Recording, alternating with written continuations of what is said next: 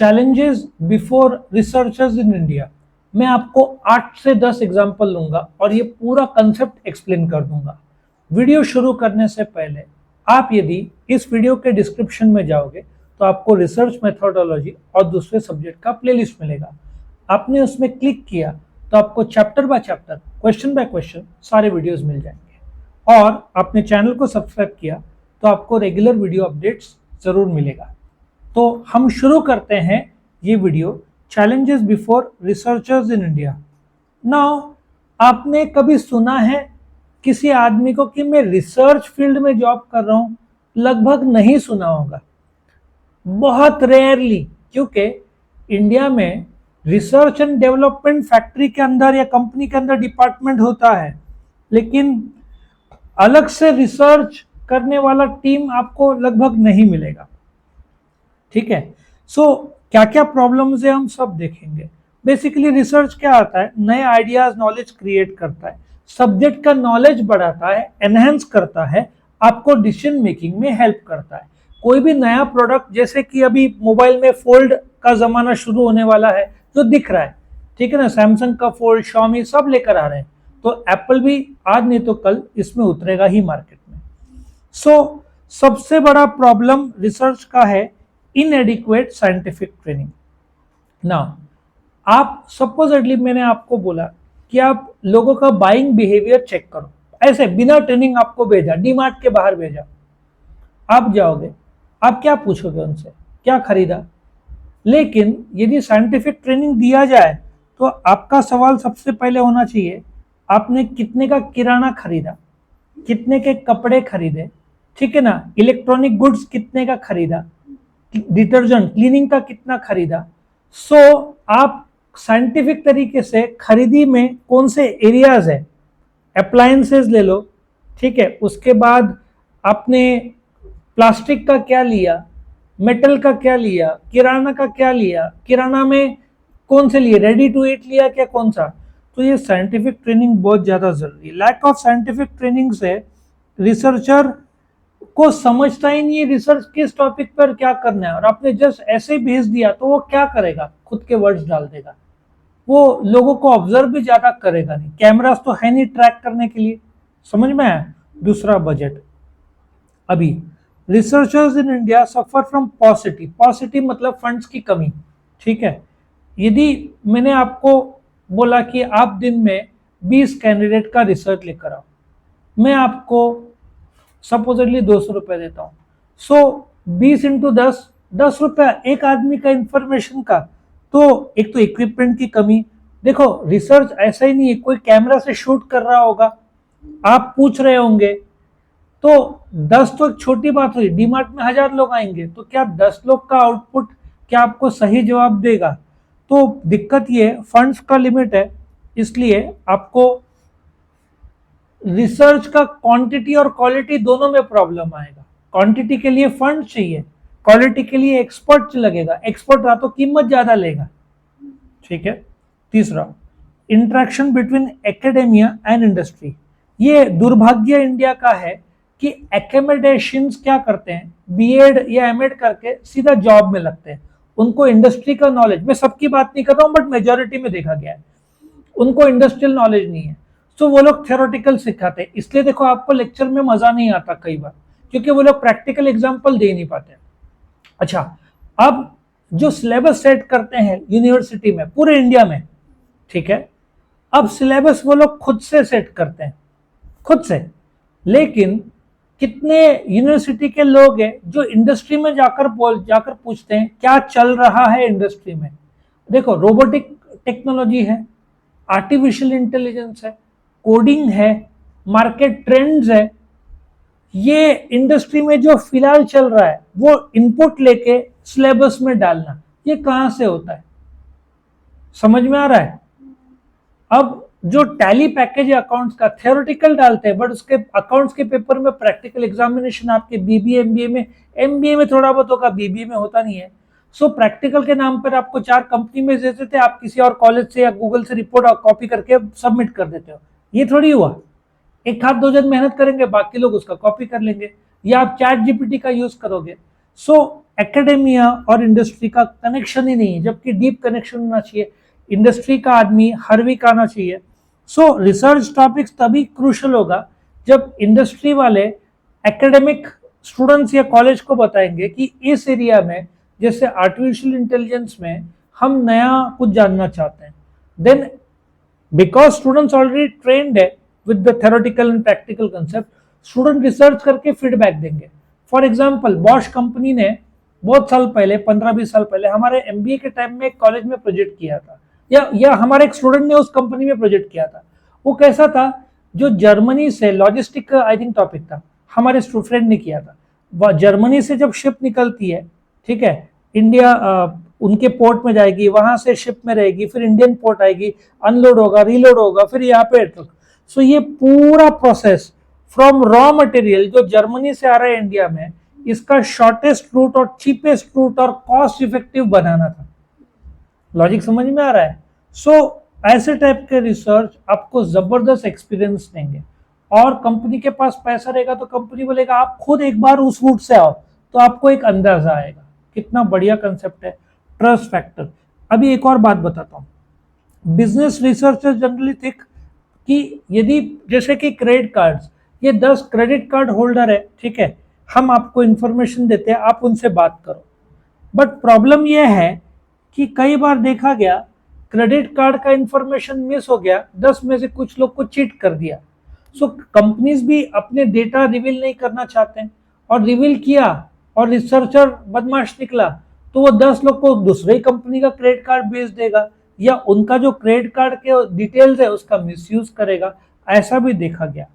अच्छा, lack of computerisation. India में ये प्रॉब्लम तो काफी कम हो गया है अभी, क्योंकि अभी तुम्हारा मोबाइल ही एक प्रकार का कंप्यूटर जैसे काम करता है।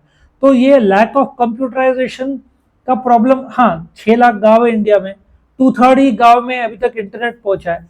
तो ये रिमेनिंग 1/3 गांव में, या जहां पे इंटरनेट की कमी है, या लोग स्मार्टफोन जहां पे यूज नहीं करते, वहां पे दिक्कत आएगा। लेकिन कंप्यूटराइजेशन अभी कॉमन हो गया।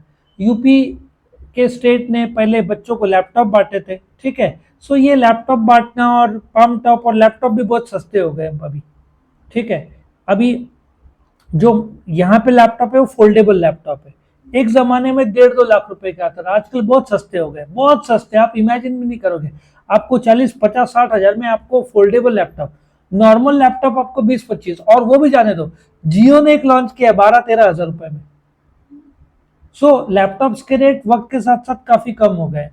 और अभी तो इंडिया में बनता नहीं, हम इंपोर्ट करते हैं थाईलैंड और चाइना से। इंडिया में ये साल और अगले साल से बनना भी शुरू हो जाएगा, तब तो लैपटॉप्स और सस्ते हो जाएंगे। और फिर जब आप रिसर्च करते हो, आप किसी को बुलाते हो डीमार्ट में, एक्सक्यूज मी मैं आपसे बात कर सकता हूँ, पहली बात तो वो डर जाएगा, औरत रही तो और ज्यादा डरेगी। तो ये लोग पहले बात तो डरते हैं, कैमरा आने से कतराते हैं। हाँ, रील्स के टाइम में आएंगे, रील्स के टाइम में एक वो इंस्टाग्राम फैक्टर आता है, यहाँ पे एक डाउट आता है, तो they will not want to reveal certain things, ठीक है। इसलिए आपको लोग मिलेंगे नहीं, डेटा कलेक्शन आपका एक्यूरेट होगा नहीं, पर्सनल बायस होगा। लाइब्रेरी मैनेजमेंट, अभी आप देखो, मुझे रिसर्च करने के लिए बुक्स और जर्नल और रिपोर्ट्स, है ना, ये सब की जरूरत पड़ती है। एक बात बताओ, हमारे टाइम में अलग अलग फेमस लाइब्रेरीज थे, ठीक है, जहां पे आप जाते थे। अभी लाइब्रेरी में कितने लोग जाते हैं? सीए के लोग, एमबीबीएस करने वाले लोग जाते होंगे। कितने लोग आपको, आप खुद जो भी आप वीडियो देख रहे हैं ये, आप कितने बार लाइब्रेरी में गए हो, कितने टाइम बैठे हो? हाँ, लाइब्रेरी की रील आते ना, सडनली किसी ने म्यूजिक प्ले किया, कोई मस्ती कर रहा है, ये रील आएगा। सो हमारे टाइम में हम पढ़े रहते थे लाइब्रेरी में। आज के जमाने में लोग यूट्यूब में सुनना पसंद करते घर पे। सो लाइब्रेरी है ही नहीं, इसका मतलब रिसर्च का डेटा कॉम्प्रोमाइज हो जाता है, क्योंकि जो बुक्स है, रिपोर्ट्स है, रिजल्ट्स है, आपको लाइब्रेरी में मिलेंगे। और लाइब्रेरी में कई बार फॉरेन बुक्स मिलेंगे, टाइम मैगजीन या ऐसे अच्छे कॉलेजेस में। बट स्टूडेंट्स उतना टाइम डिवोट नहीं करते, अंडर ग्रेजुएट वाले तो लगभग नहीं के बराबर। आप प्रूफ बताओ, आप कॉलेज के लाइब्रेरी में चले जाओ, कार्ड रहता है ना, कौन से बुक लिए, वो आपको लगभग ब्लैंक मिलेगा।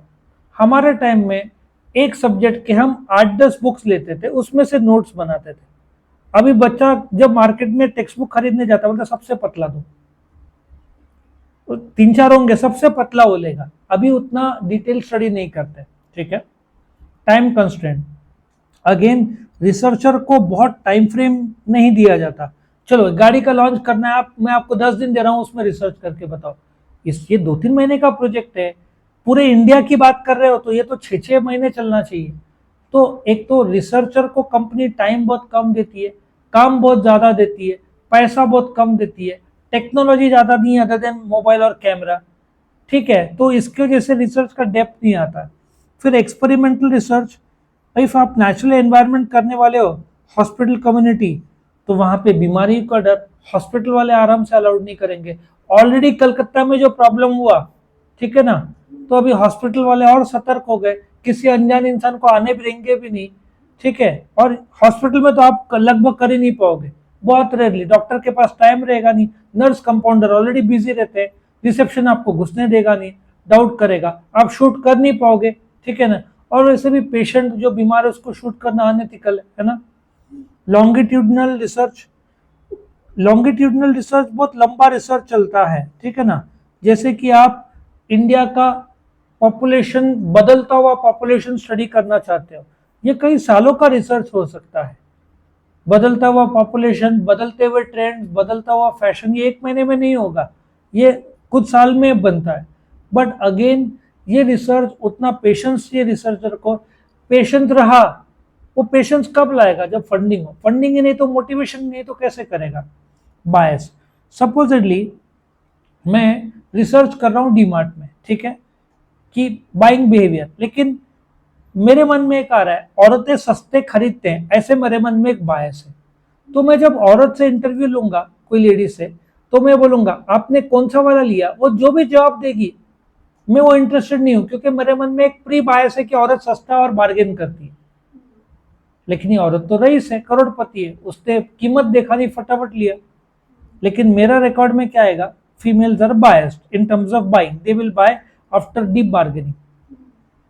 तो मेरा बायस देखने का नजरिया भी अलग रहेगा। अगेन इफ सपोजिटली मैं होटल में जा रहा हूं, मैंने जैसे साउथ इंडियन है, मैं सोचूंगा उसने इडली खाया होगा, नॉर्थ इंडियन है तो पराठा खाया होगा, महाराष्ट्रियन तो मिसल पाव खाया होगा, ये बायस तो रहेगा ही मेरे मन में। अब कोई इडली सांभर खा रहा है तो मैं देख के बोलूंगा साउथ इंडियन, जब उससे पूछूंगा बोलेगा मराठी, आज मिसल पाव नहीं, आज इडली सांभर खाना है। बायस हो गया ना मेरा, तो ऐसा हो सकता है बायस। लैक ऑफ रिसोर्सेज मैंने ऑलरेडी बता दिया, funds, man power, resources, technology की कमी और कॉपरेशन। रिस्पोंडेंट इंडिया में डरते हैं कॉपरेशन से, क्योंकि अनुभव इतना खराब रहा है कि इंटरनेट में आने के बाद फिर लोग कमेंट्स करते हैं और इंडिया में ट्रोलिंग बहुत करते हैं। हम लोग सपोजली वीडियो आप देख रहे हो, ये हमारा कितने सालों की मेहनत है, कितना रीडिंग का नतीजा हम बना रहे हैं। लेकिन इफ हमारे 100 कमेंट्स आएंगे ना, एक कमेंट नेगेटिव आएगा। पहले लगता था कि हमने तो दिल से ट्राई किया, कमेंट करने वाला तो वीडियो बना नहीं रहा है लेकिन वो बिंदास कमेंट कर रहा है। अच्छा, आपको वीडियो अच्छा नहीं लगा तो आप बोलो, 1-2 जन ने बोला था सर थंबनेल का, वॉइस का या आवाज का या वीडियो क्वालिटी ये बराबर है, हम इंप्रूव कर दें। लेकिन सीधा इंडिया में ट्रोलिंग ही कर देते हैं बहुत जल्दी। आप बनाने वालों का वो तो समझो, वो ताकत से और दिल से बना रहा है। तो रिस्पोंडेंट कभी कभार बायस रहा या सेंसिटिव नहीं रहा, वो बिंदास ट्रोल कर देता है, बिंदास। इंडिया में कोई भी फिल्म स्टार नहीं रहा, लोग बोलेंगे लुकिंग सो ब्यूटीफुल, और ये कोई बोलेगा भाड़े से कपड़े लिए। अरे तुमको पता नहीं फिर भी तुम कमेंट कर रहे हो। ये मुझे मैं कभी कभार सुनता हूं तो मुझे लगता है कि अननेसेसरली ट्रोल्स की जरूरत नहीं है। आप अप्रिशिएट करो, सामने वाला वीडियो मेहनत से बना रहा है, वो मीम क्यों ना हो लेकिन उसने मेहनत किया है। आप स्किप कर दो यदि आपको पसंद नहीं है, बुरा कमेंट करके डाउन करना वो अलग लगता है। सो कॉपरेशन रिस्पोंडेंट करते नहीं, उनको पता रहता है कि कोई ना कोई कमेंट और मीम और ये सब बन जाएगा। फिल्म स्टार्स भी इसमें काफी शिकार हो जाते हैं। तो ये था आपका challenges before researchers in India. Video पसंद है तो लाइक करना, फ्रेंड्स के साथ शेयर करना और चैनल को जरूर से सब्सक्राइब करना ताकि आपको रेगुलर वीडियो अपडेट्स मिल सके। Thank you for watching.